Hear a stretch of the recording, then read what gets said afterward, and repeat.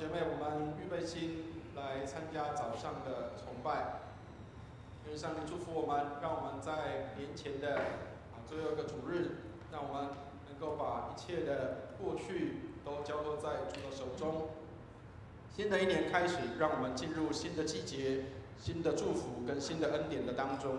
愿上帝祝福我们，我们一起来为今天早上的崇拜献上祷告，也为我们自己献上感恩，为我们能够预备心来参加崇拜来献上祷告。让我们一起来祷告。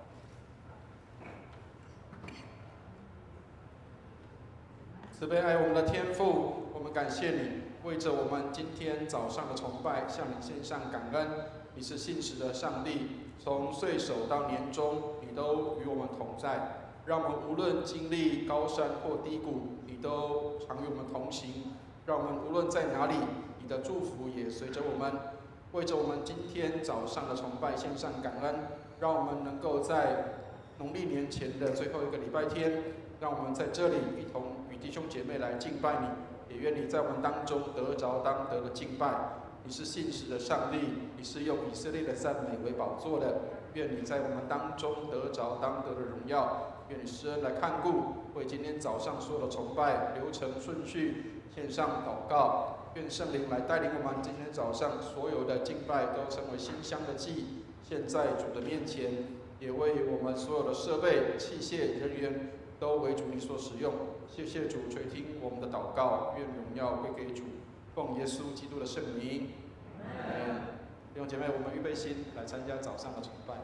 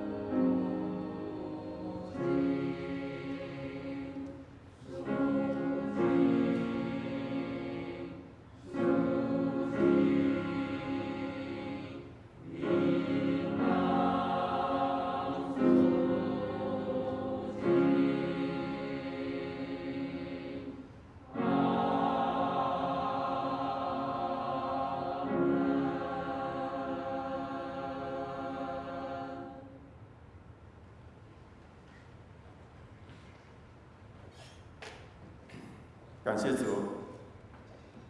让我们开始今天的主日崇拜，请听上帝的话。来呀，我们要屈身敬拜，在造我们的耶和华面前跪下，因为他是我们的上帝，我们是他草场的羊，是他手下的民。惟愿你们今天听他的话。让我们一起来做个祷告。天父上帝，我们谢谢你再次来到你的面前，求你怜悯。但愿我们能够存有一颗单纯的心，热诚的灵来敬拜你。在这农历年的前夕，我们感谢你的保守和看顾，使我们有平安、健康，凡事亨通。我们也知道末日近了，到处都有灾难，像是战乱、地震、瘟疫、风暴等越来越严峻频繁。主，你说天地都要灭没，你却要长存。求你使我们的眼目定睛在你身上，让我们在你里面得到真正的平静安稳。我们虽然不足，不知道能够为你做什么，但愿我们的内心常存感恩顺服，有愿意的心，谦卑的灵。主啊，你的光就照亮我们，我们也能在人前发光，使我们能够做出荣耀你的事。主啊，我们也愿意常常学习装备自己，多做主工，能够有一颗合一的心，彼此相爱，共同建立兴旺福音。奉主耶稣基督名求的，阿门。让我们一起起立，我们来唱新灵粮诗选102首敬拜主，我们来唱2遍。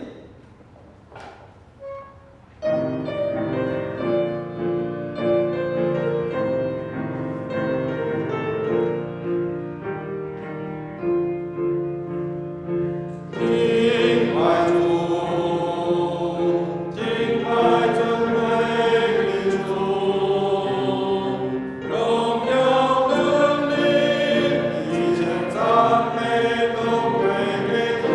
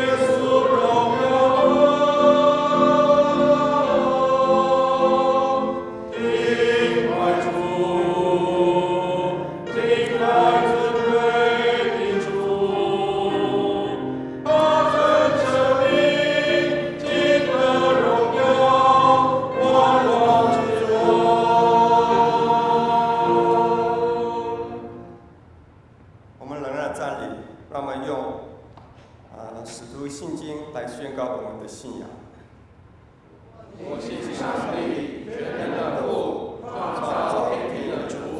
我信我主耶稣基督，上帝的独生子，因圣灵感孕，由童贞女玛利亚所生，在本丢彼拉多手下受难，被钉于十字架，受死，埋葬，降在阴间，第三天从死人中复活，升天，坐在全能父上帝的右边，将来必从那里降临，审判活人死人。我信圣灵，我信圣而公之教会，我信圣徒相通，我信罪得赦免，我信身体的复活，我信永生。阿门。荣耀颂。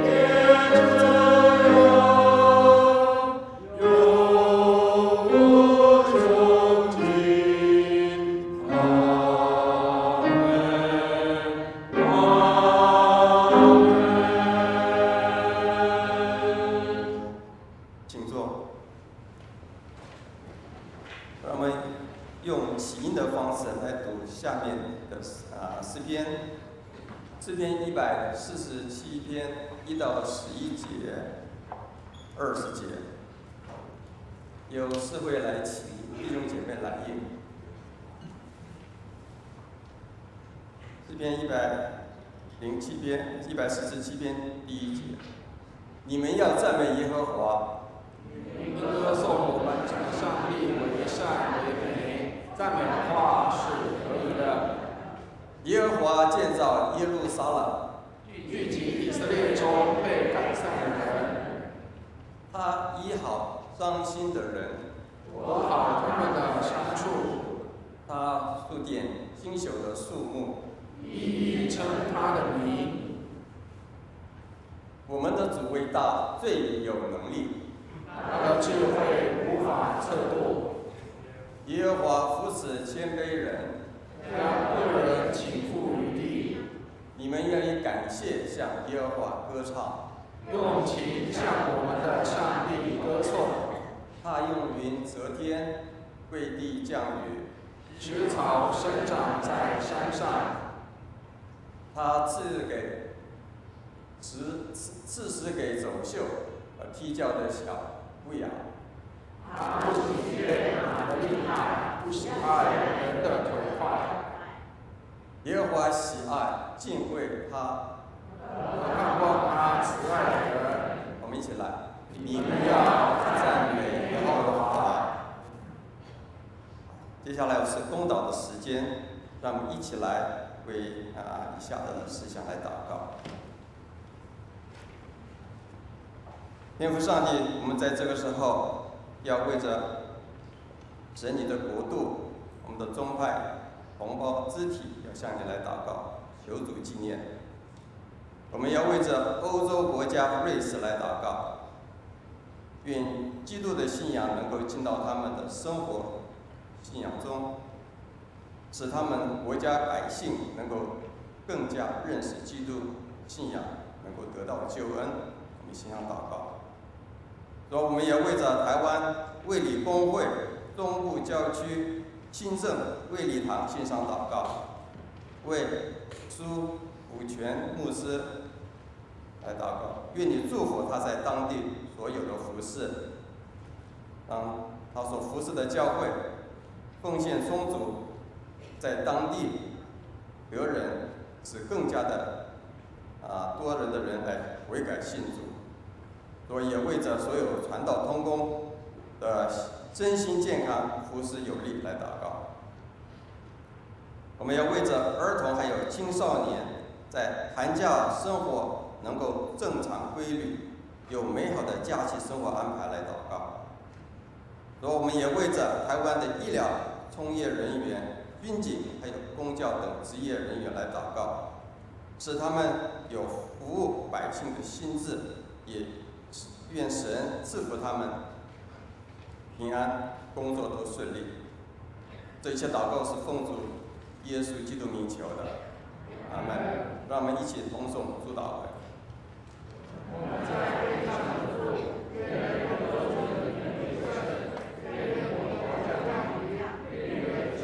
行在地上，如同行在天上。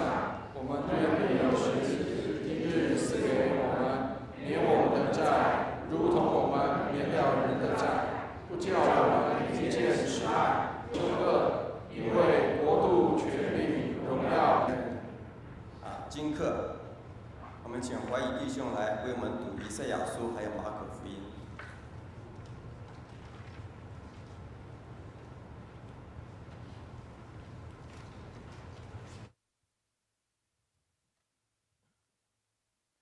今天的经课有2处，第一处在旧约以赛亚书40章21到31节，在教会的圣经785页，教会的圣经785页。以赛亚书40章第21节，你们岂不曾知道吗？你们岂不曾听见吗？从起初岂没有人告诉你们吗？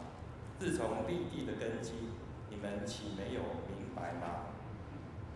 神坐在地球大圈之上，地上的居民好像蝗虫，他铺张穹苍如幔子，展开诸天如可住的帐篷。他使君王归于虚无，使地上的审判官成为虚空。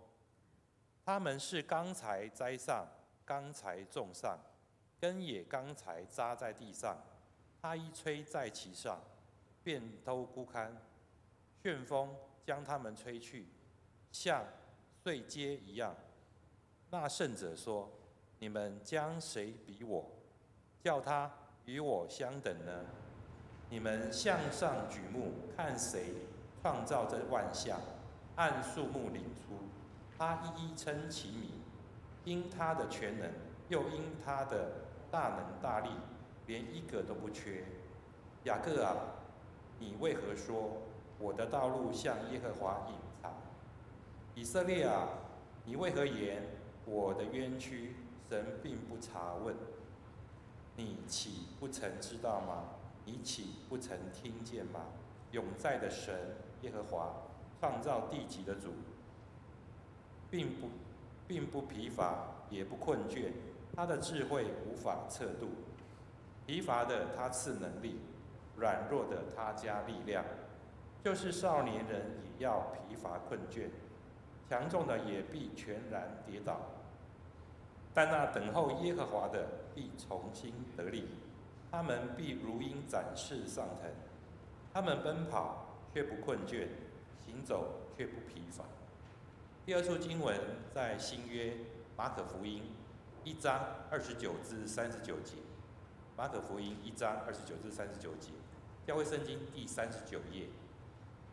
29节，他们一出会堂，就同雅各、约翰进了西门和安德烈的家。西门的岳母正害热病躺着，就有人告诉耶稣。耶稣近前，拉着他的手，扶他起来，热就退了。他就服侍他们。天晚日落的时候，有人带着一切害病的和被鬼附的，来到耶稣跟前。合城的人都聚集在门前。耶稣治好了许多害各样病的人，又赶出许多鬼，不许鬼说话，因为鬼认识他。次日早晨，天未亮的时候，耶稣起来，到旷野地方去，在那里祷告。西门和同伴追了他去，遇见了，就对他说：众人都找你。耶稣对他们说：我们可以往别处去，到邻近的乡村，我也好在那里传道，因为我是为这事出来的。于是，在加利利全地进了会堂，传道赶鬼。以上是今天的经课。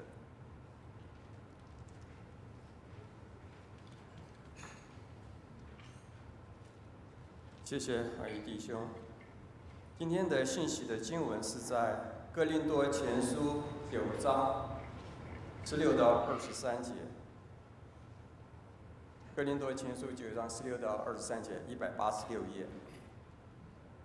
第16节，我传福音原没有可夸的，因为我是不得已的。若不传福音，我便有祸了。我若甘心做这事，就有赏赐；若不甘心，责任却已经托付我了。既是这样，我的赏赐是什么呢？就是我传福音的时候，叫人不花钱得福音，免得用尽我传福音的权柄。我虽是自由的，无人辖管，然而我甘心做了众人的仆人。为要多得人，像犹太人，我就做犹太人；为要得犹太人，像律法以下的人，我虽不在律法以下，还是做律法以下的人；为要得律法以下的人，像没有律法的人，我就做没有律法的人；为要得没有律法的人。其实我在上帝面前不是没有律法，在基督面前正在律法之下。像软弱的人，我就做软弱的人，为要得软弱的人；像什么样的人，我就做什么样的人。无论如何，总要救些人。凡我所行的，都是为福音的缘故，为要与人同得这福音的好处。献诗。诗班，今天要献的诗歌是《生之颂》。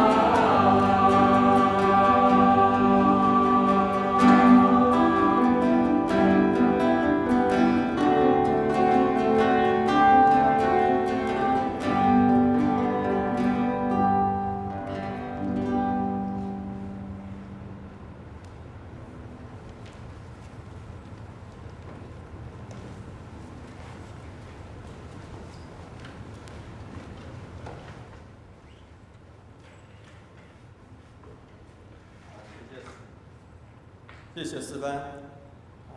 接下来是正道，我们就请主任牧师蔡牧师来传讲，传福音好处多。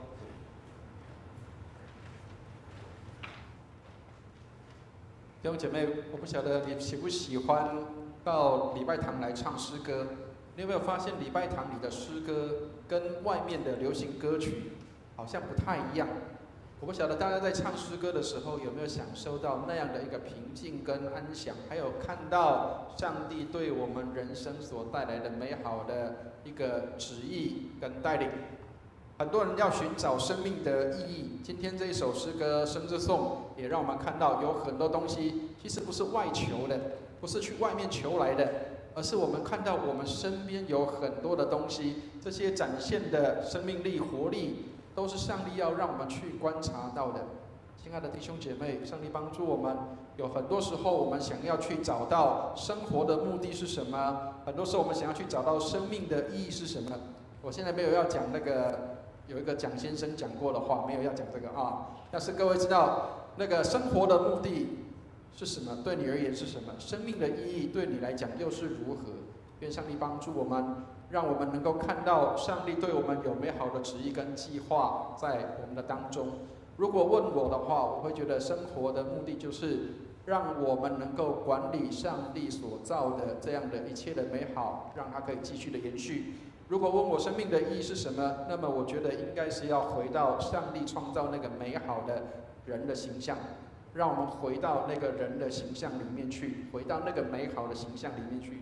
上帝帮助我们，让我们能够在新的一年开始，我们能够享受上帝美好的祝福恩典在我们的当中。愿上帝祝福我们。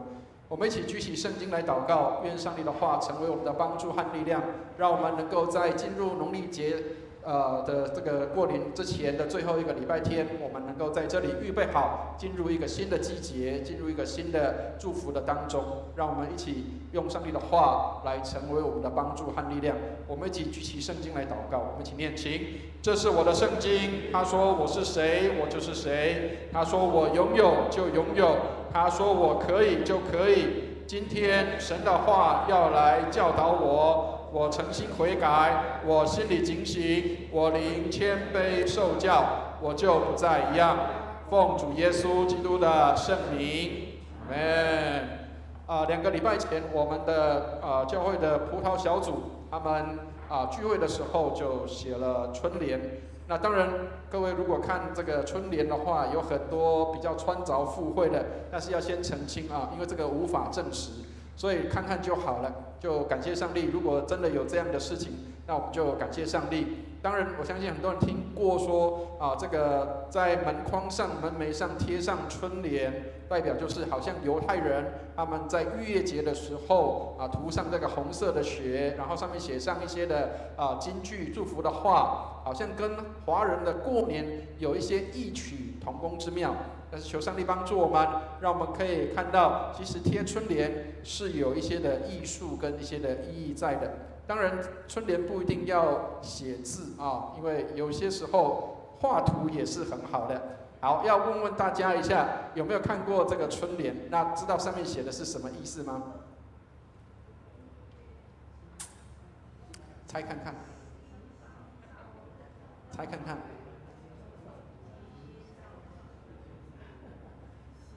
这个不一定要写字的，但是应该可以看得出来那是什么啊？上面是平安喜乐，奶瓶对不对？平安，还有什么喜啊？喜乐对不对？那个有看过那个赖上面那个那个表情贴就有了啊。还有呢？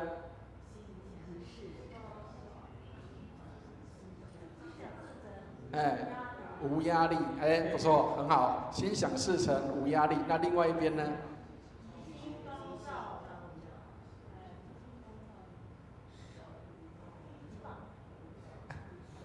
这个叫好，对不对？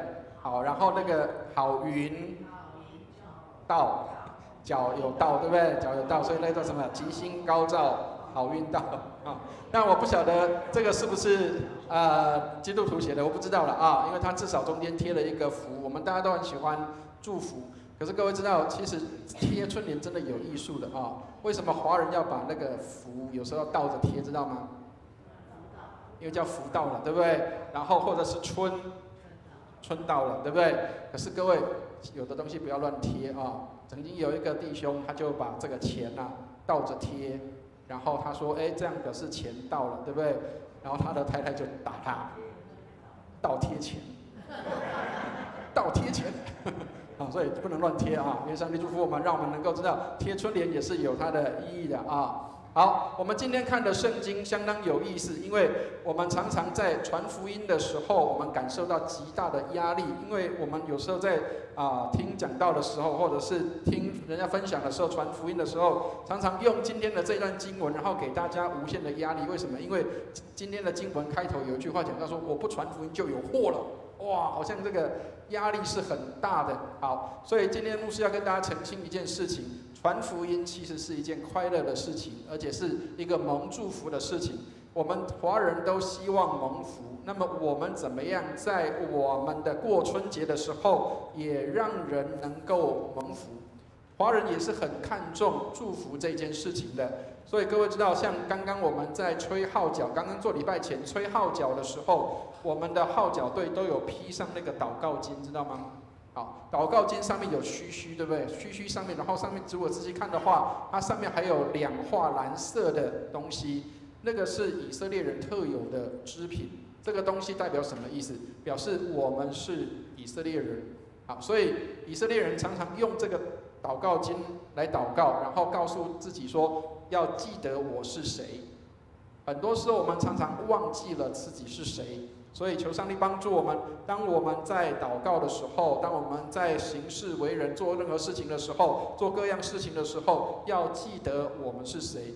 所以以色列人他们带着这个祷告巾，它不是只是一个装饰，他要提醒自己说要记得我是谁，我什么事情是可以做的，什么事情是不能做的。求上帝帮助我们，让我们能够知道应当怎么样来行。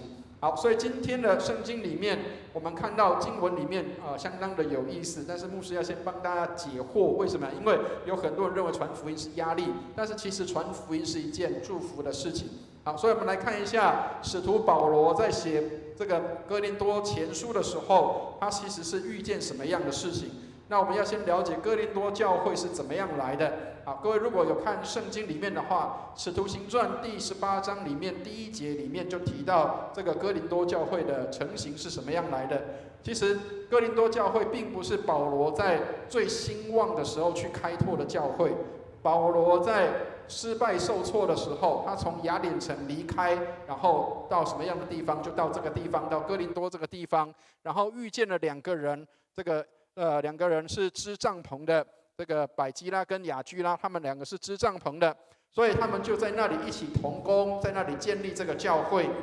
所以他们在建立这个教会的时候，他们没有领任何的薪资。圣经上告诉我们说，他们去织帐篷，然后养活自己，以至于他们来在那个地方来建立这个教会。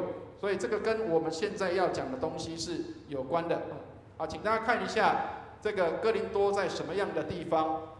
如果各位看得到这个地图上面的话，刚刚讲到这个雅典城。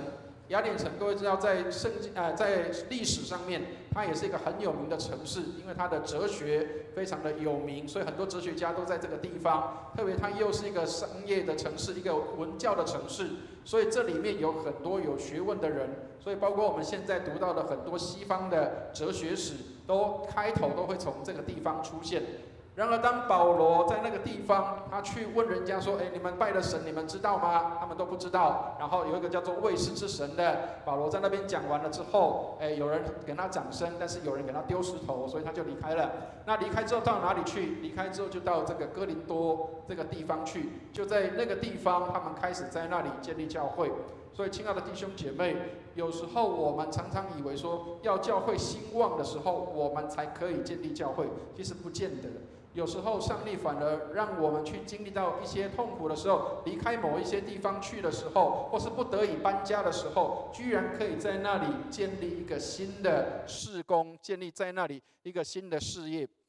我们家师母在这个灵粮神学院就读的时候，她曾经听过有一个宣教士，他们是在有一个很不太出名，但是应该大家有听过的一个岛，叫做那个新几内亚。不晓得大家有没有听过这个地方？新几内亚的旁边不是那个岛而已，是旁边的小岛。然后各位知道，其实在那边有很多的民兵，有很多的一些的叫做武装分子，然后常常要在那边争夺地盘，所以他们其实常常在做礼拜的时候，常常是听到枪声的。然后宣教士要常常在这个枪林弹雨下。要到处乱躲，要保命的话就要跑，或甚至有时候被抓的时候也要知道怎么样脱身。那所以并不是在每个地方都是很顺利的。我们在台湾是很顺利的，虽然我们可能会有点辛苦，可能在布道所或是在小教会会有点辛苦，但是我们至少还不用玩命。但是有很多地方是要玩命的。所以保罗在要去布道的地方，他不见得都是很顺利的，但是他要在那里服侍上帝，即使在困难的地方，他也要在那里侍奉。好，所以我们看到在圣经里面，保罗在建立哥林多教会的时候，他跟他的同伴，跟雅居拉跟百基拉，他们在那里自己支帐篷来养活自己。为什么特别牧师要讲到这个部分？是因为哥林多教会其实不是一个贫穷的城市。在那里建立的教会也不是一个贫穷的教会。各位如果看圣经里面的背景的话，哥林多其实是一个很富有的商业城市。但是为什么保罗要自己支帐篷？因为在那里有一个习惯，就是在那里各位知道刚刚提到雅典城的地方，他们是文化聚集的地方，所以常常会有一些的有名的讲员，或者是一些有名的人会去那边演讲。哥林多这个地方也差不多，也常常有很多人会去演讲。然后各位知道，常常去演讲的人就会开始有一些排行，知道吗？听过什么叫排行，知道吗？这个首选是哪一个讲员，第二名要找哪一个，第三名要找哪一个。然后他们的他们的这个讲员费也有差的啊，讲员费这个第一名的多少钱，第二名多少钱，第三名多少钱。好，保罗去建立这个哥林多教会的时候，他没有拿任何的钱，所以很多的人认为说这个一定就是没有学问的人，这个一定就是一个叫做这个乡村野夫这个是这个讲话大声，在这个市场里面叫卖的一个人，所以你看他都不敢拿钱，亲爱的弟兄姐妹，如果你看哥林多前书第9章的前面的地方，16节以前的地方，你会发现一件事情是保罗为他的身份来做争辩。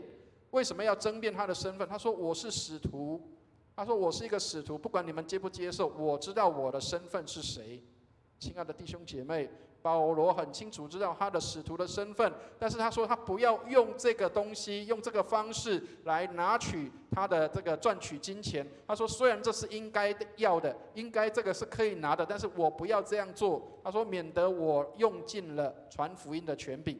好，我们来看一下哥林多前书9章16节，这个就是保罗所讲的原来的东西。我们稍微念一下这段经文，一起念来。我传福音原没有可夸的，因为我是不得已的。若不传福音，我便有祸了。亲爱的弟兄姐妹，我们常常在传福音的时候，受到很多讲员的压力。知道吗？所以牧师现在要帮大家开窍一下，不要因为讲员讲的这个东西，觉得好像我不传福音，我就是天打雷劈，好像我就是这个没有过不了这个好年啊，并不是这样。大家要清楚一件事情是，保罗他为什么特别要告诉大家这件事情？因为这个事情表明说他的责任是什么？今天我是一个使徒，不管我有没有收入，不管我有没有金钱，不管我有没有配，我都应该要这样去做，那个叫责任。亲爱的弟兄姐妹，什么叫责任？就是我要为我的所有的一切的恩典来负责任。各位知道卫理公会里面有一个很重要的东西叫负责任的恩典。什么叫负责任的恩典？恩典要负责任的，你要珍惜上帝所给你的恩典，而不是浪费它。能够了解牧师要讲的意思吗？好，我讲一个实际上的案例啊。以前我们在东港的时候，我跟师母在东港的时候，我们在布道所里面，我们教会有客服班。那客服班有一些孩子们，他们都是比较弱势家庭的来到我们当中。好，所以弱势家庭来到我们当中，当然我们理当有什么就跟他们一起分享。有一次我就跟师母讲说，这个年轻人他们在屏东这个地方很少吃到好东西啊，特别乡下地方嘛。我说那我们就去订个这个披萨跟炸鸡，我们来给他们这个庆贺一下，让他们这个在学业结束之前可以吃到好东西。各位真的千万不要以为很多地方都买得到肯德基跟麦当劳，很多地方是买不到的啊。好，但是我们很尽力的去买到这些东西。然后去买到的时候，大家吃得很高兴。可是里面有一个小姐姐，她可能跟里面哪一个同学心里面不太高兴了，然后呢，她就整盘没有吃披萨跟炸鸡，没有吃，就倒到这个垃圾桶里面去。我跟师母都互相看了一下，然后眼睛很惊讶，然后看着我们没有吃我们把这些给孩子们吃，但是我们自己大人是没有动的，可是这个孩子他却把这个恩典给倒掉了。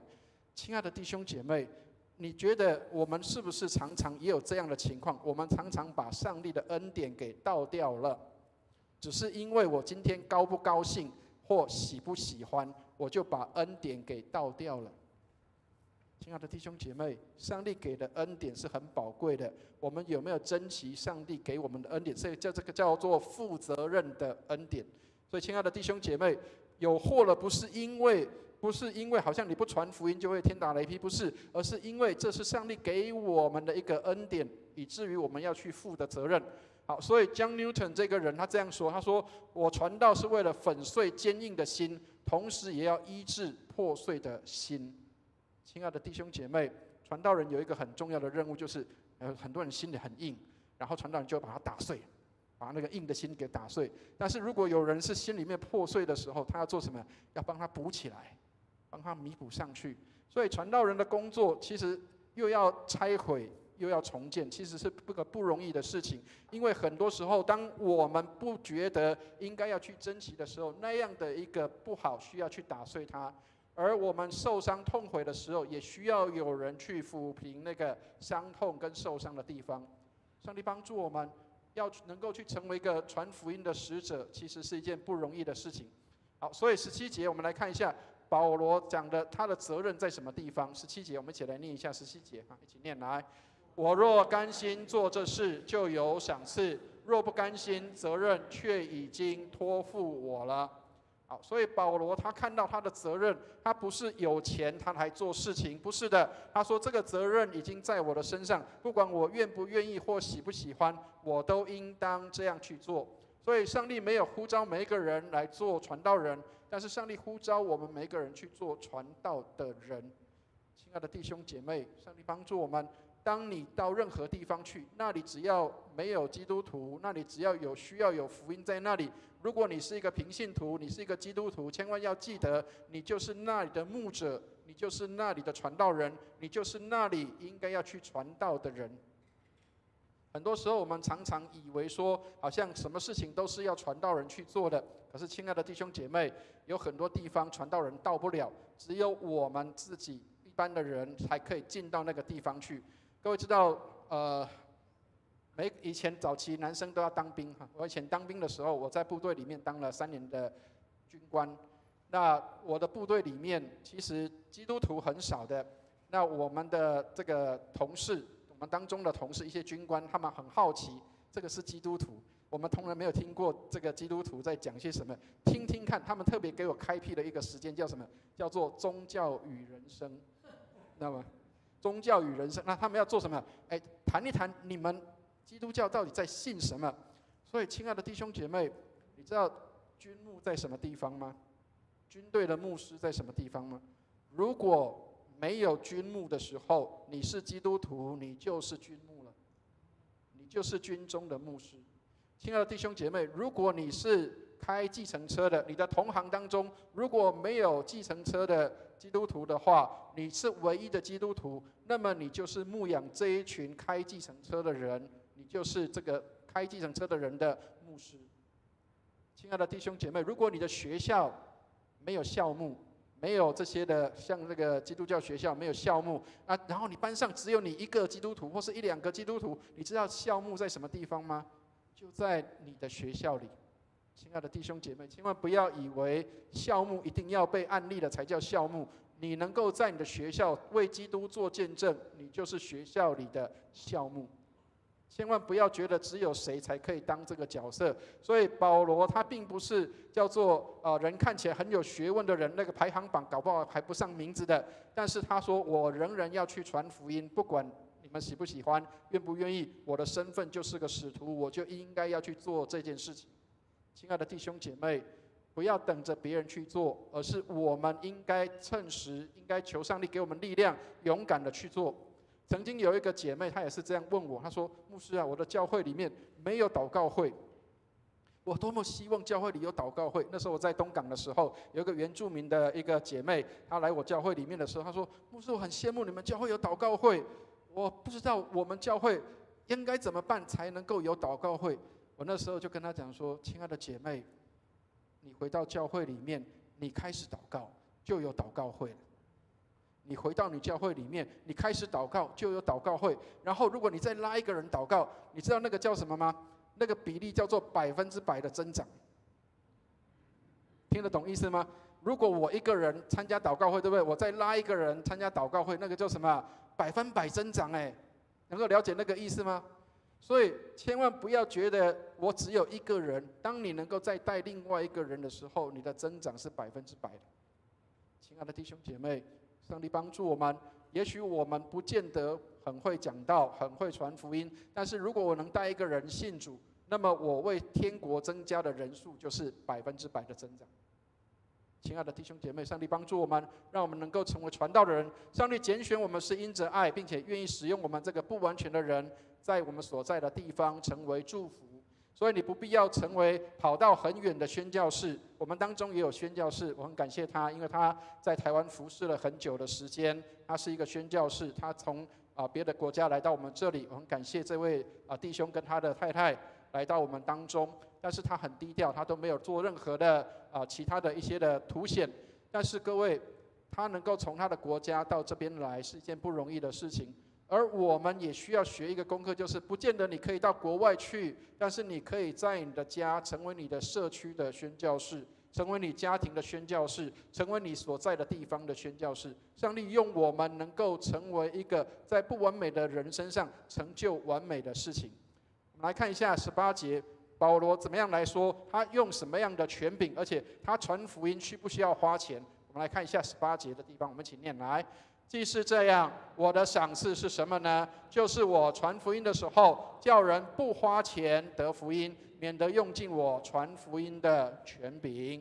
亲爱的弟兄姐妹，这里传福音的权柄就是什么？保罗说，我不用花钱，我不用收入，我就可以去传福音，免得人家说你看他是为了这个教会有钱才来的。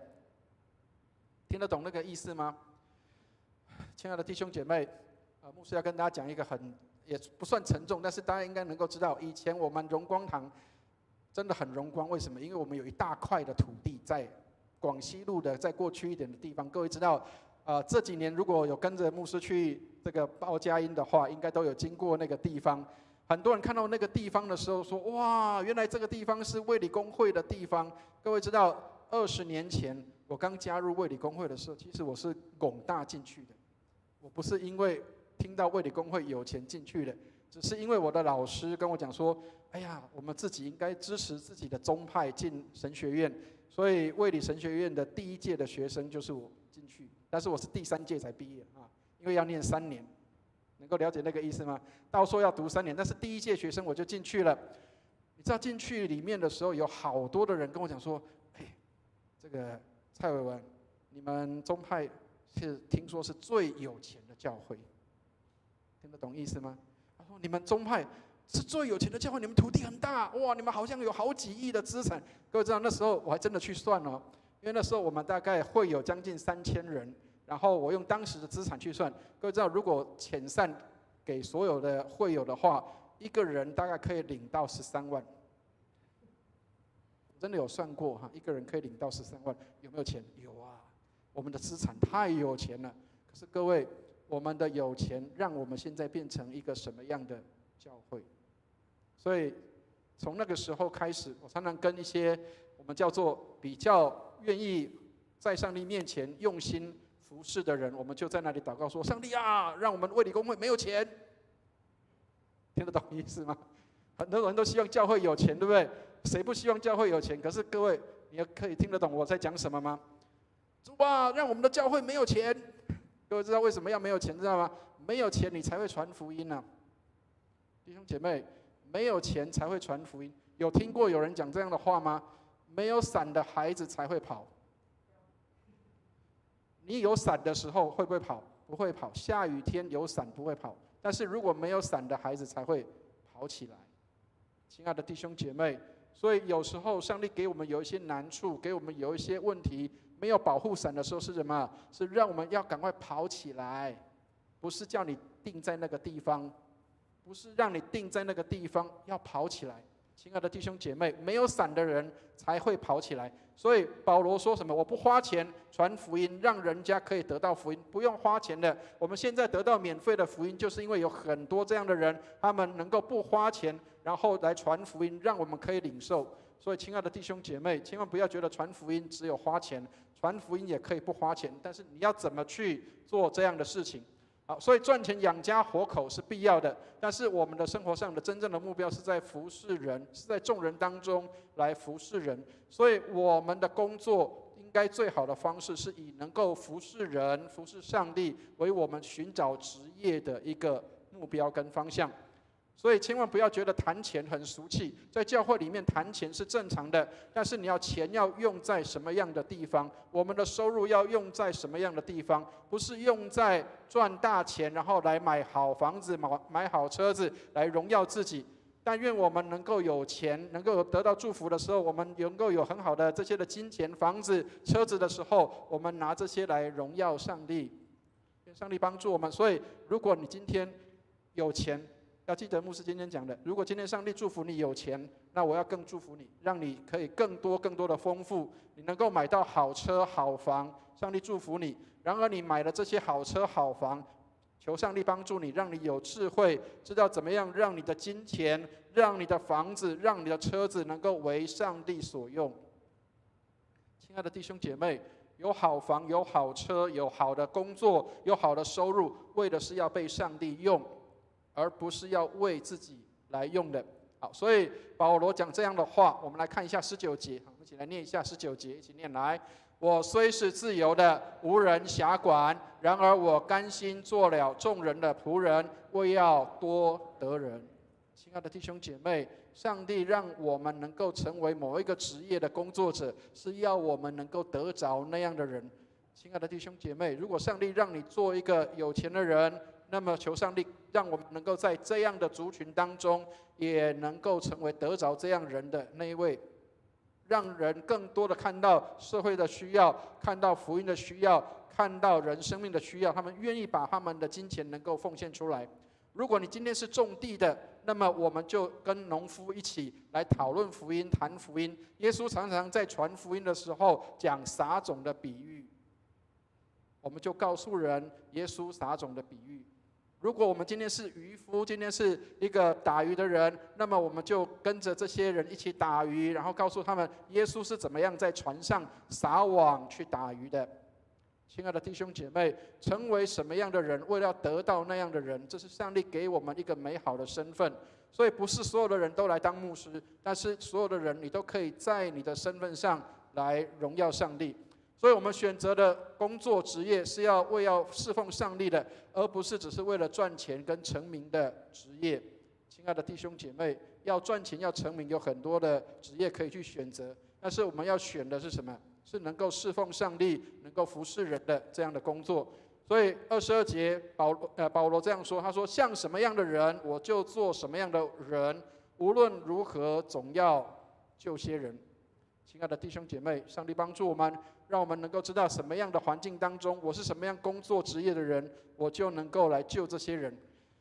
上面有一段，这个是哥罗西书4章5到6节的一个新译本，它里面翻译出来的，请大家来看一下。我们稍微如果可以看得到，我们把它念一下。你们要把握时机，运用智慧和非信徒交往，谈吐要温和风趣，知道该怎样回答每个人。亲爱的弟兄姐妹，上帝帮助我们。我刚讲了，我在当兵的时候，我的同事给我开了一个课，叫做宗教与人生，对不对？好，也许你的职业里面也有同行的人会请你说，请问你们信耶稣的人是什么样子？你们应该要信些什么？那么我们就要像这样谈吐温和风趣，知道怎么样去回答个人。求上帝给我们有智慧，知道怎么样来成为那样的人。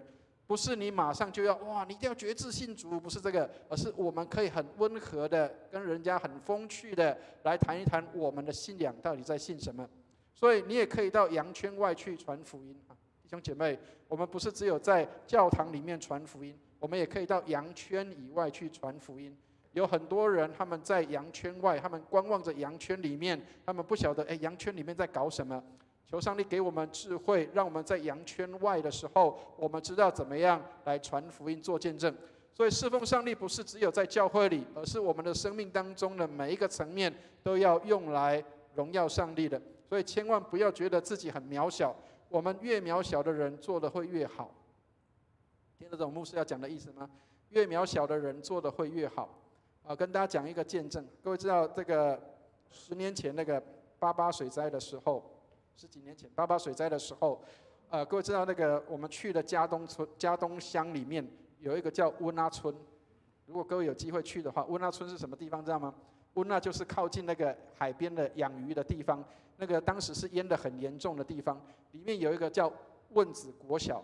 好，问子国小里面是什么样的国小？它是那些住海边的人的小朋友，他们在那里就读的。然后各位知道，我们当时去有很多的教会想要进去学校教生命教育，没有一个学校进得去，因为校长是这个一贯道的，好，然后没有人可以进得去的时候，只有谁进去了？只有我跟我们家师母进去了。那我们家师母怎么进去的？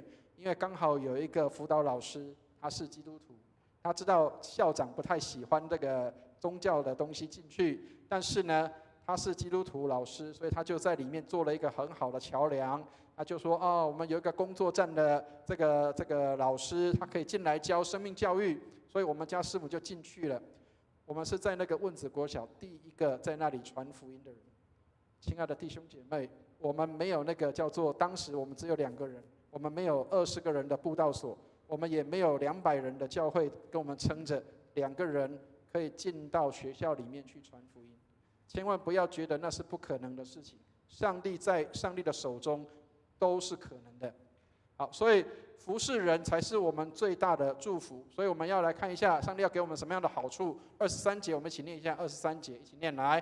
凡我所行的，都是为福音的缘故，为要与人同得这福音的好处。好，其实括号为什么会有括号？括号其实原来没有这个字，所以意思是什么？保罗说，都是为福音的缘故，为要与人同得福音，所以得福音就得好处了。亲爱的弟兄姐妹，得福音你就得好处。为什么你要传福音？因为你要让别人得好处。为什么你要领受福音？因为你要让自己得好处。所以福音是什么？福音就是好的消息，让我们得好处，别人也得好处的。好，所以我们所做的，耶稣会不会做？去的地方，耶稣会不会去？我们有没有让人看到耶稣在我们的身上？所以上帝常常用不完美的人来做他完美的事情，所以千万不要再小看自己说，我不过就是个小小的信徒，小小的会友，一个小小的灯就可以照亮全部的黑暗。愿上帝帮助我们，让我们能够成为这样不完美的当中的人，但是却去成就上帝完美的事。好，所以几个蒙福的事项给大家看一下。第一个，传福音是让人蒙福，自己也蒙福。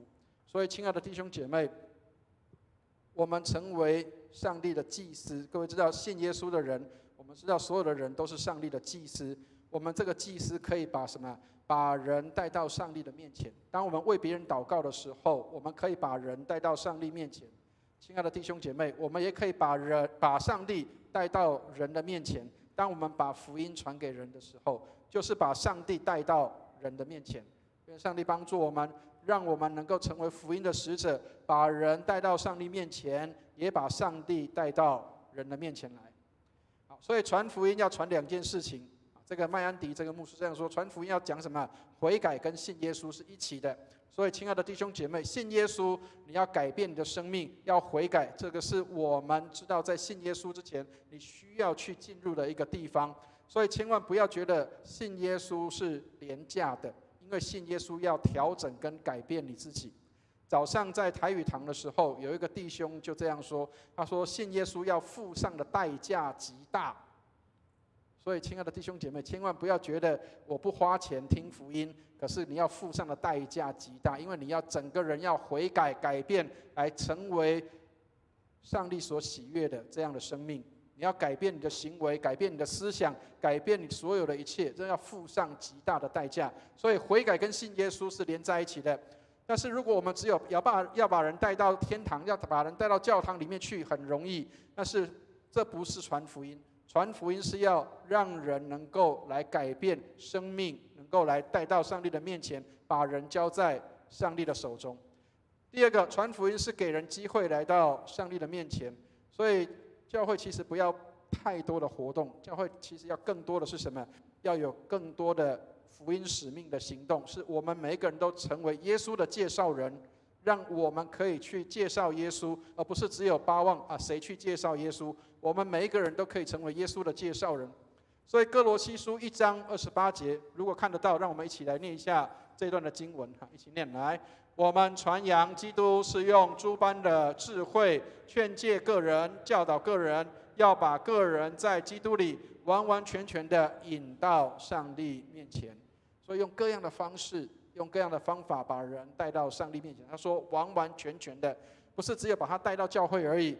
你领受多少，那么你就教导他多少，让他也可以一起来领受。所以不要错失神给我们的机会，要抓住机会来传福音。有机会就向人来传递福音，做见证。第三个，传福音是表达真诚爱邻舍的方式。所以亲爱的弟兄姐妹，千万不要觉得为什么人家不相信，因为看不到我们身上有没有福音在我们的里面。所以亲爱的弟兄姐妹，人们不相信，有时候是因为我们看不到我们身上有福音的改变。愿上帝帮助我们，让我们能够有福音的改变在我们的生命里，以至于让人能够看见。所以传福音要真诚的，重生的生命所产生的好行为不是装出来的，而是福音的大能。因着福音，让我们能够成为一个有好行为的人。所以我们关心人，不是只是为了传福音的策略，并不是真的爱那个人。传福音不是靠策略，传福音是靠真实的见证。所以约翰卫斯理的爸爸撒母耳卫斯理这样说：内心真实的见证是最好的奖章。牧师在台上讲的吹角传播没有用，真正的见证，真正的奖章是我们的好的见证，那才是最好的奖章。所以愿上帝祝福我们。最后用这个光头牧师所说的话，他说：福音不仅是进入上帝国的方式，也是在上帝国生活的方式，也是基督改变人、教会和群体的方式。因此，不是只有未信者需要福音，是我们信的人，我们也需要福音。上帝帮助我们，让我们可以看到保罗为什么会说不传福音就有祸了，因为他知道那个责任在他的身上，不是真的有祸，而是责任在我们的身上。不要浪费上帝给我们的恩典。愿上帝祝福我们。我们一起来祷告。慈悲怜悯的天父，谢谢你这样的恩待我们，给我们恩典，让我们能够蒙恩得救，也帮助我们，让我们能够成为福音的使者，传这美好的福音，使人因我们得救蒙福。感谢你垂听我们的祷告，愿荣耀归给主，奉耶稣基督的圣名。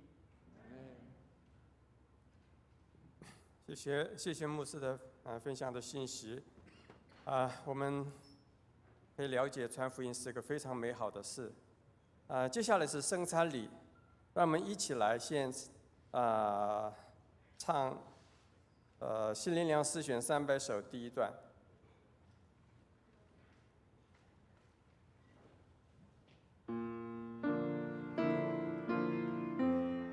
请大家起立。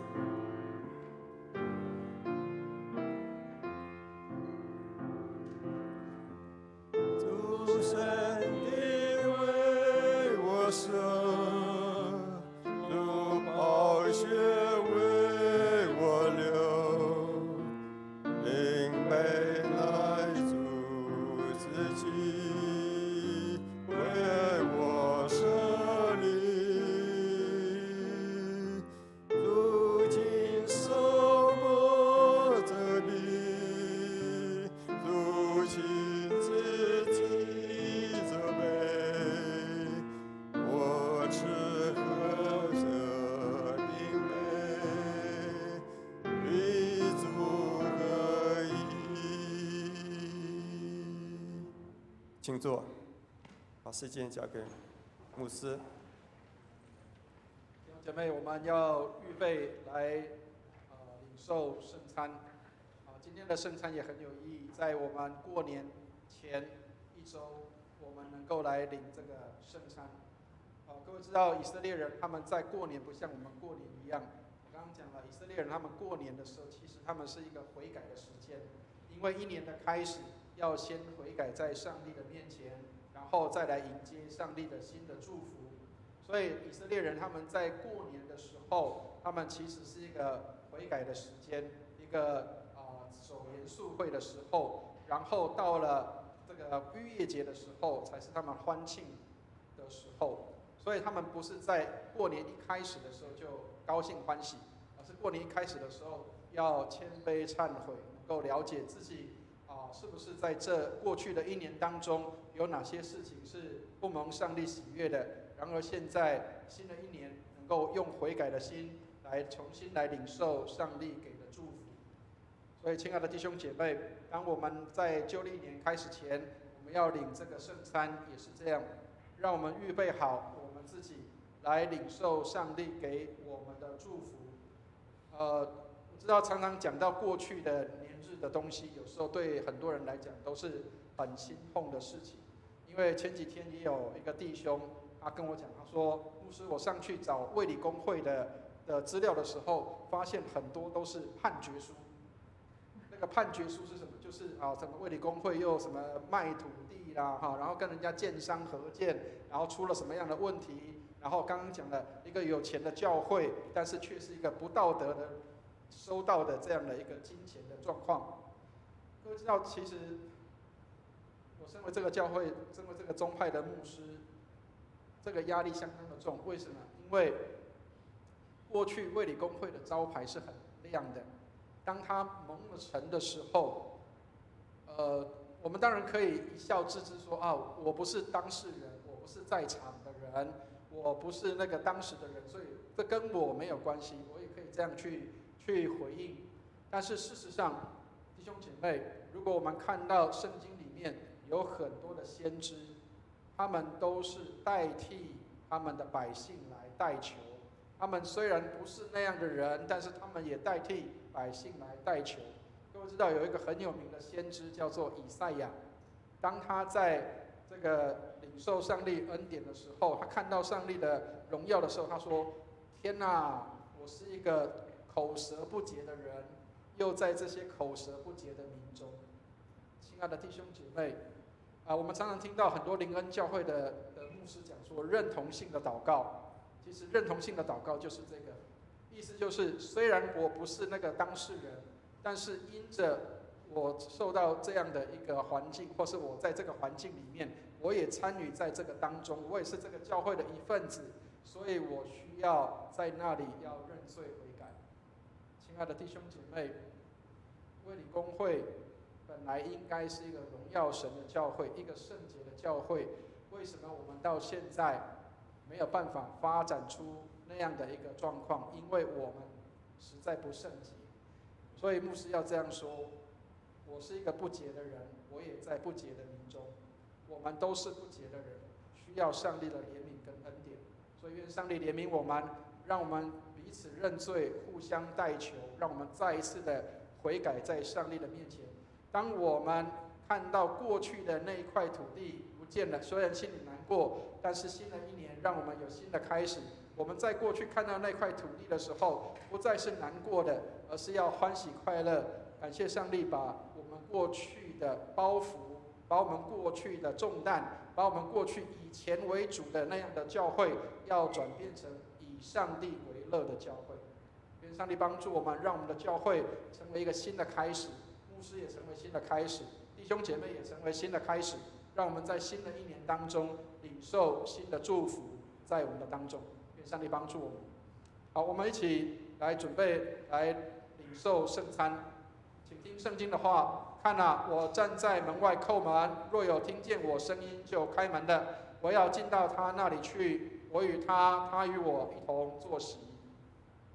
你们若真实悔罪，与人亲爱和睦，立志之心，从今以后遵主的命令，行主的道，就当存信心前来到全能上帝的台前，谦虚忏悔，领这圣餐，得受恩惠。我们一同来读认罪文。无所不能的上帝，我主耶稣基督的父，创造万物、审判万人的主，现在我们承认及悔恨我们的种种罪恶，我们素来在思想上、言语上、行为上都有过恶，得罪主，干犯主的圣怒。现在我们诚意忏悔，求慈悲的父怜悯我们，为主耶稣基督赦免我们从前的罪，又施恩典，叫我们从今以后改过自新，遵主的圣意，永远服侍主，将尊贵荣耀归于主的圣名。这是靠我主耶稣基督求的。阿们。请听解罪文。无所不能的上帝，我们的天父，主曾发大慈悲，应许将赦罪的恩赐给诚心悔罪、真实信靠主的人。现在求主怜悯我们，赦免我们，救我们脱离一切罪恶，激发我们，坚固我们，使我们勇于为善，能得永远的生命。这是靠我主耶稣基督求的。请听圣经上对谦卑懊悔的人所说的话：若有人犯罪，在父那里我们有一位中保，就是那义者耶稣基督。他为我们的罪做了挽回祭，不是单为我们的罪，也是为普天下人的罪。我们来读心中仰望文。你们心里当仰望主。我们当感谢我主上主。无论何时何地，感谢主圣父，无所不能、无始无终的上帝，这是理所当然的，也是我们本分所当做的。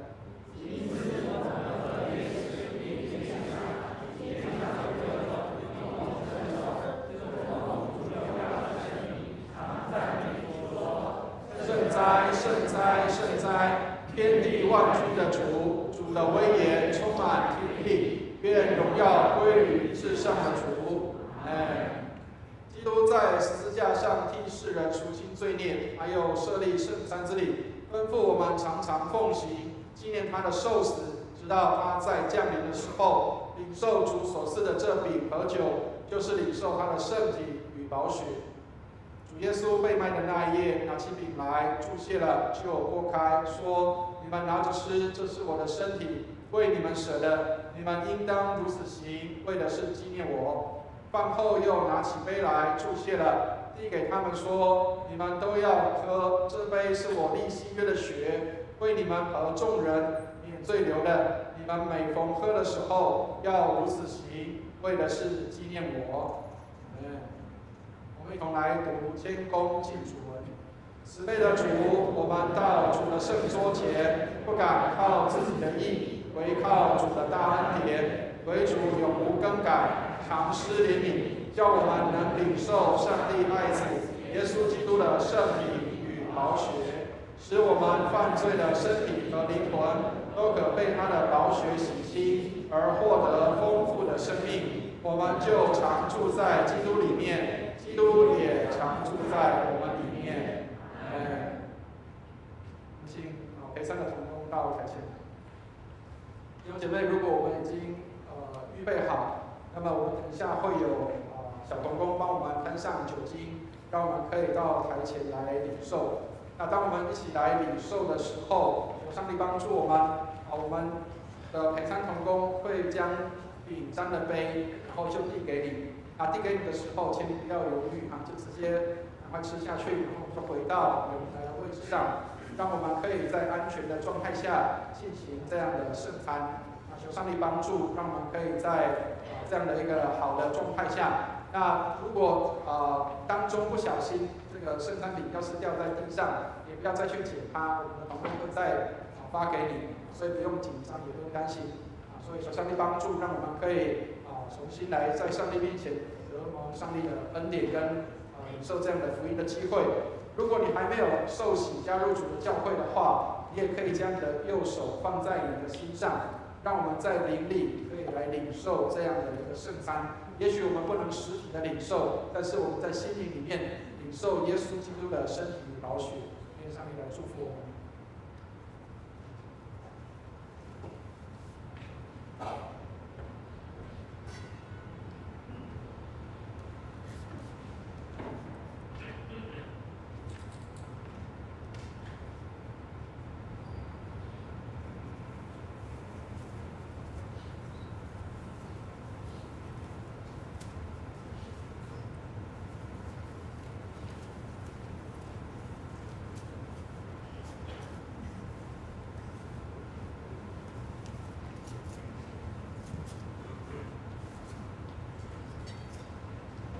这是主耶稣的身体，为我们所的，保守我们十分的平安。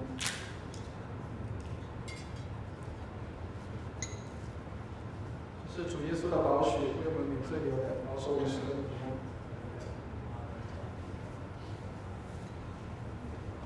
等一下，我们陪餐的同工到台下之后，我们就依序到台前来领受。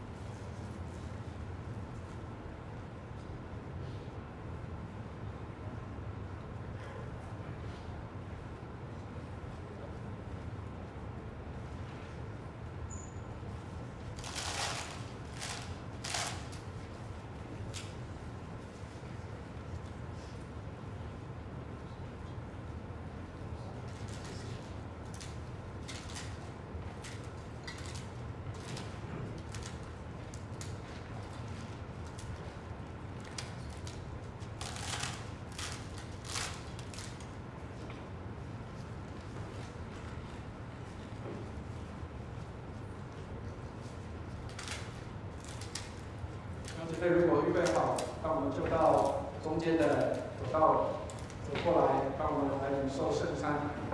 我们这样到台前来领受圣餐的意义，是我们谦卑到主的面前，恭敬来求上帝的恩典。让我们来领受这个圣餐的恩杯。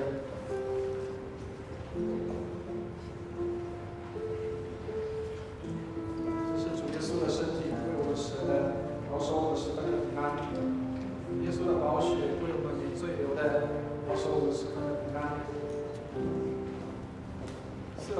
姐妹，如果可以的话，请到2楼来领受。这是主耶稣的身体为我们舍的，保守我们十分的平安。耶稣的宝血为我们免罪流的，保守我们十分的平安。如果我们还没有受洗加入主的教会，让我们就在位置上面安静的坐下，然后我们用右手扶着我们的心，让我们在上帝面前，也跟弟兄姐妹一起同心来忏悔圣餐，在灵里面来给上帝祝福我们。如果这个不小心滴到地上，也不担心不要紧张。那我们就是沾了之后，我们就直接来领受。这是主耶稣的身体为我们舍的，保守我们十分的平安。耶稣的宝血为我们免罪流的，保守我们十分的平安。愿上帝祝福我们，让我们能够在主的恩典当中。来一起领受、享受上帝给我们的赐福，在新的一年当中，让我们重新悔改、新的反省，也是在新的一年当中，让上帝的祝福更多的临到我们身上。这是主耶稣的身体为我们舍的，保守我们十分的平安。耶稣的宝血为我们免罪流的，保守我们十分的平安。这是主耶稣的身体为我们舍的。保守我们十分的平安，耶稣的宝血为我们免罪流的，保守我们十分的平安。拿到之后就直接可以吃喝饮用。上帝祝福我们，让我们能够来领受这样的祝福，让我们能够在这一年当中一开始的时候，我们能够来预备好我们自己来领这个圣餐。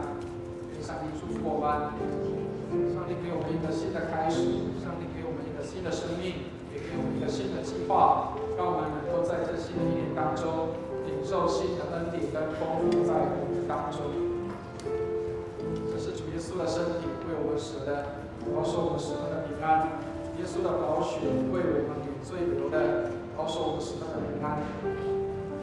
口罩没有拿下来的要记得吃的时候要把口罩拿下来，不要塞进去。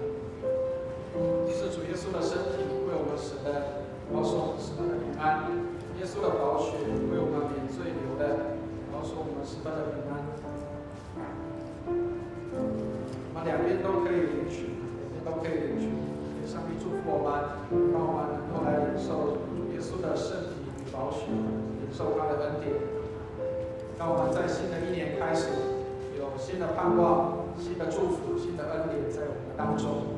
让我们在新的季节里。脱去旧人的生命，能够穿上新人在我们的当中。愿上帝来祝福我们。这是主耶稣的身体为我们舍的，保守我们十分的平安。耶稣的宝血为我们免罪流的，保守我们十分的平安。这是主耶稣的身体为我们舍的，保守我们十分的平安。耶稣的宝血为我们免罪流的，保守我们十分的平安。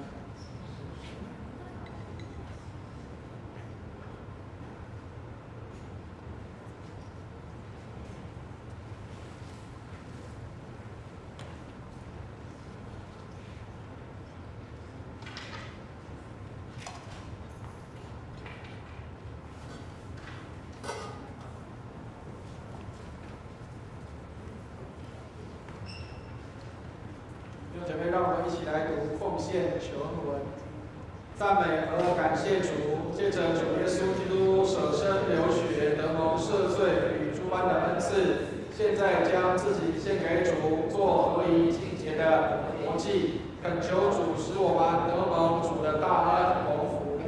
我们罪有深重，原不配来献祭于主，但我们求主接受我们区区的赤诚。因为主耶稣基督饶恕我们的过犯，所以唯有求主欢喜悦纳，不要计算我们的行为。但愿尊贵荣耀归于无所不能的圣父、圣子、圣灵三位一体的主，永世无尽。圣餐礼到这。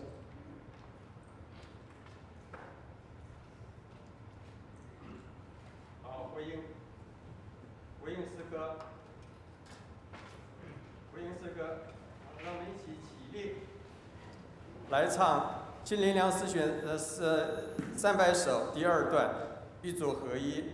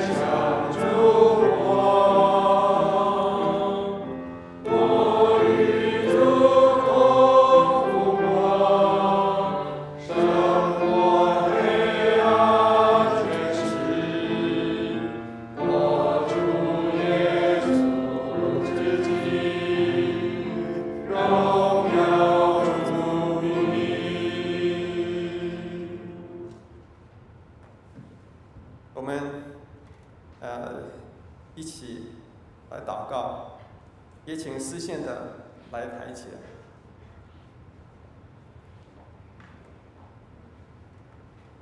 天父上帝，我们谢谢你，让我们能够有这样子的一个机会来到教会，是吧？我们从你那边得到丰盛的恩典，让我们凡事都兴盛顺利，是吧？在这个时间，我们也要让我们从你那边得到的你的祝福，奉献一部分用在圣工上，求主你的祝福带领，让我们所奉献的发出功效。这些祷告是奉主耶稣基督名求的。阿们。请坐。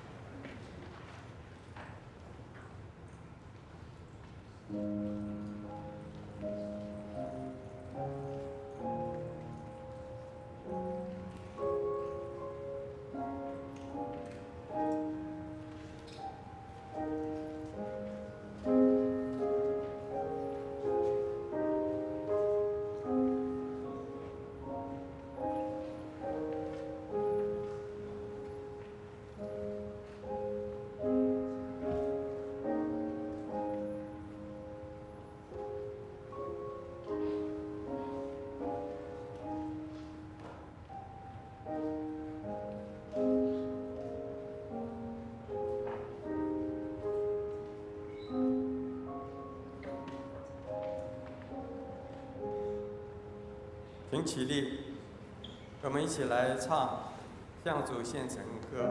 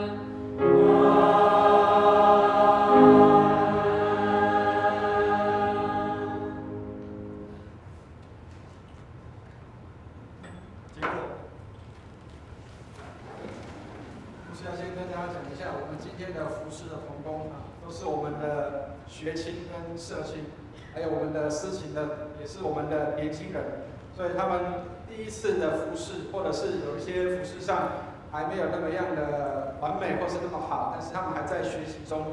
那求主帮助我们，让我们常常给他们鼓励，也给他们有机会，让他们能够来参与这样的侍奉啊！谢谢我们这些年轻人他们的服侍，谢谢。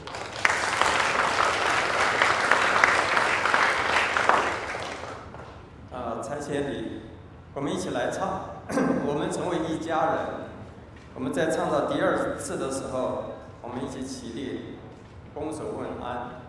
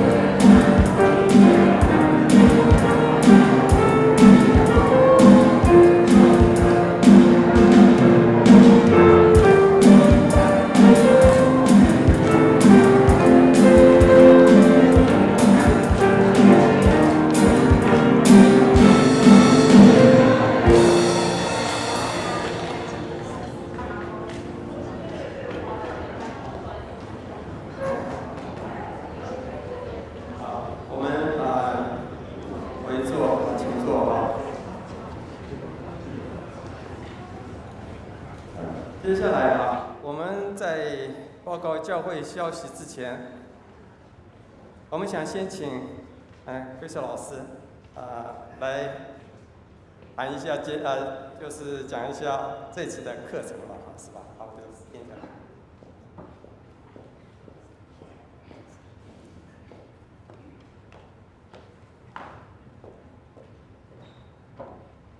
亲爱的弟兄姐妹们平安！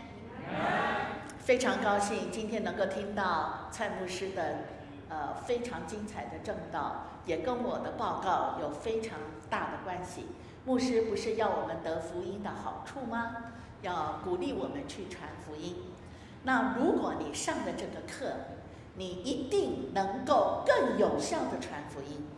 所以今天我代表卫理神学研究院推广教育来跟大家推广这个课程，希望大家能够在3月1号我们要开课了，趁着这一段时间过年的时候好好思考，或是过年之前你就采取行动。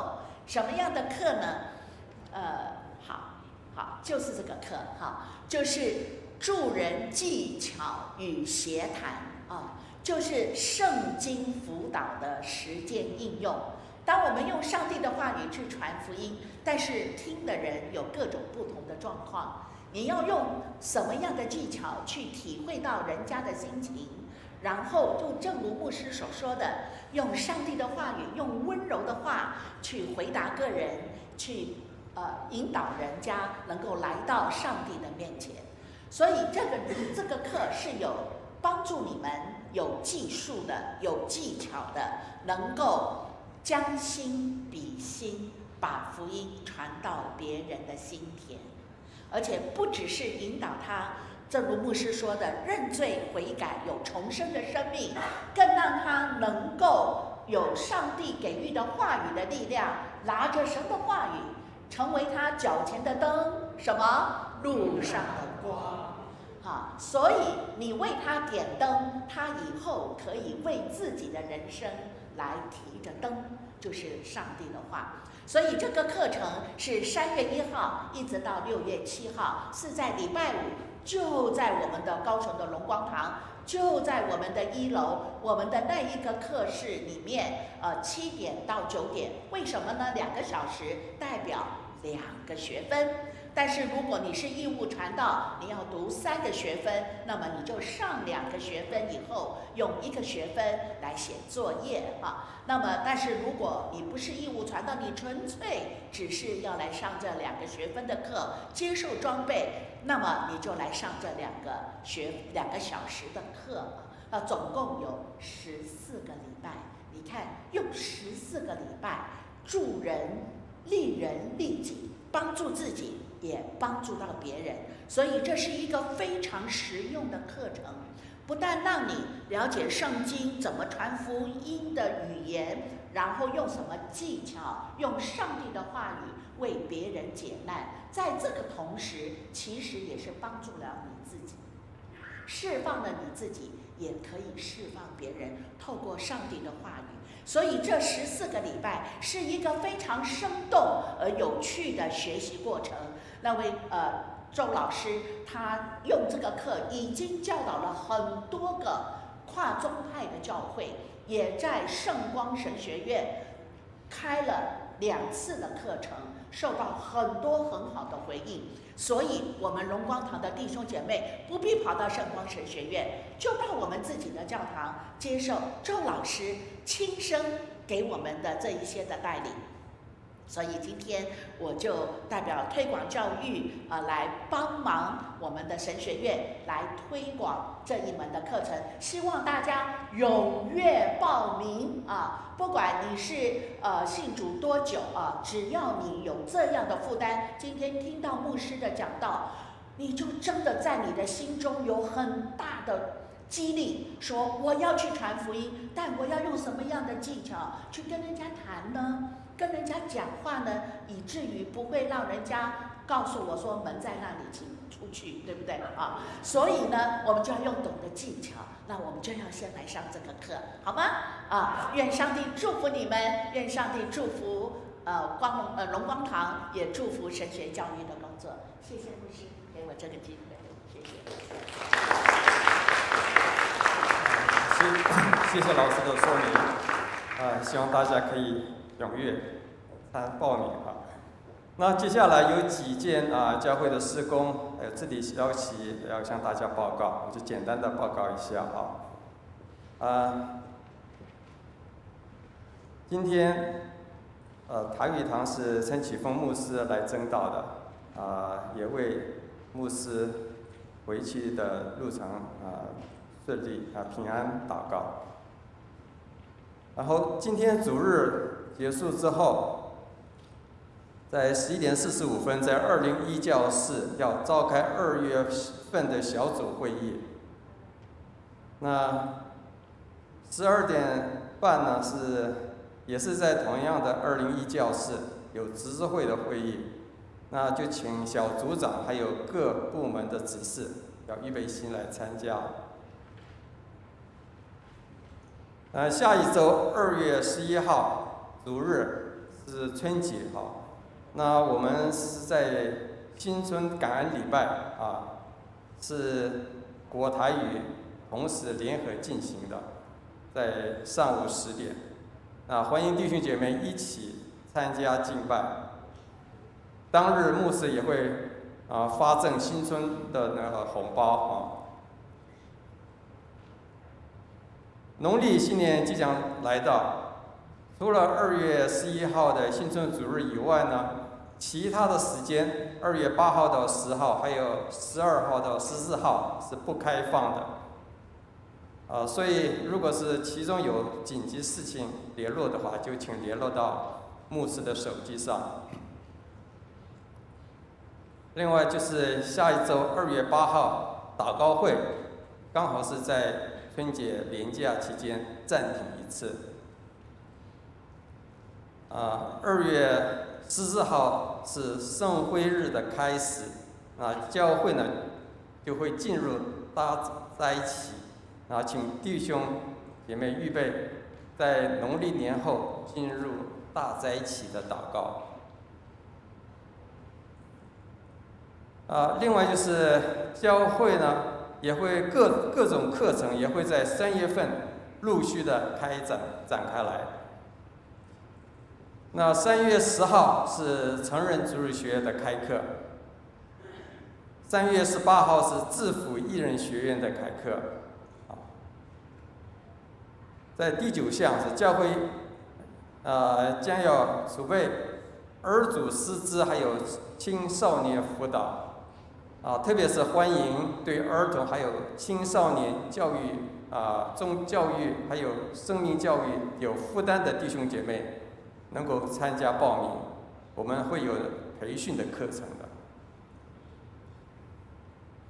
另外就是说，从3月份开始，我们会开设红本门徒课程。这个课程是有2个时段，一个是周37点到9点，一个是周6的9点半到11点半。我们很鼓励就是没有上过红本的弟兄姐妹，尽量在这2个时段中挑一个时间来参加。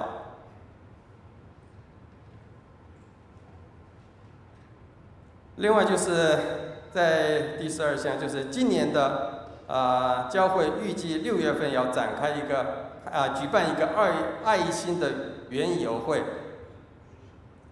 那我们希望说是这个园游会这个活动也为这个活动来祷告。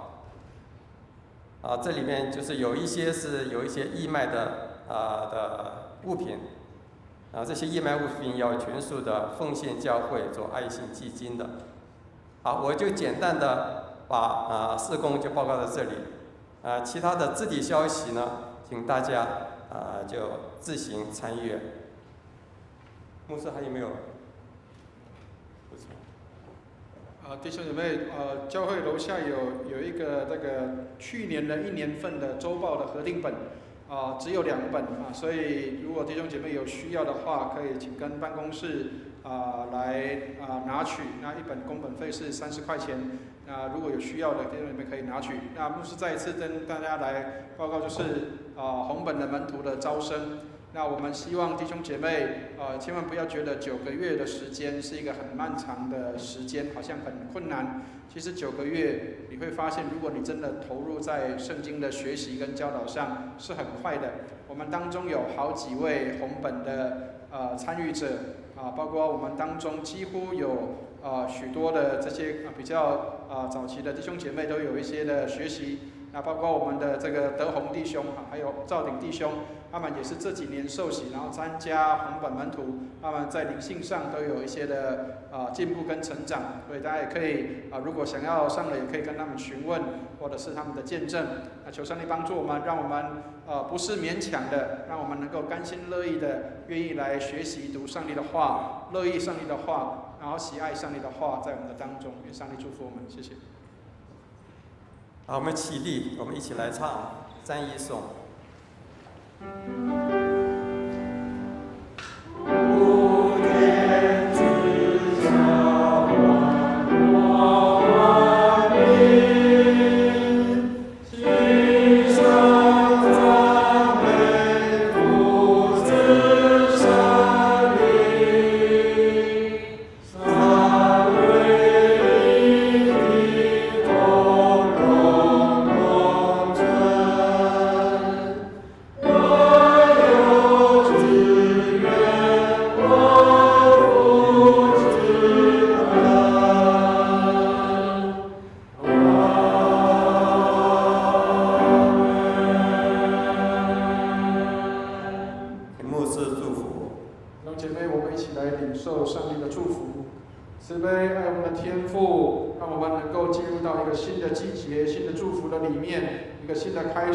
2024年的农历的新年，让我们能够度过一个美好的假期，也让我们在假期当中领受上帝的恩福，在一整年的当中成为祝福人的人。愿我主耶稣基督的恩惠、天父上帝的慈爱、圣灵的感动与交通，常与我们众人同在，从今时直到永永远远。阿门。阿门颂。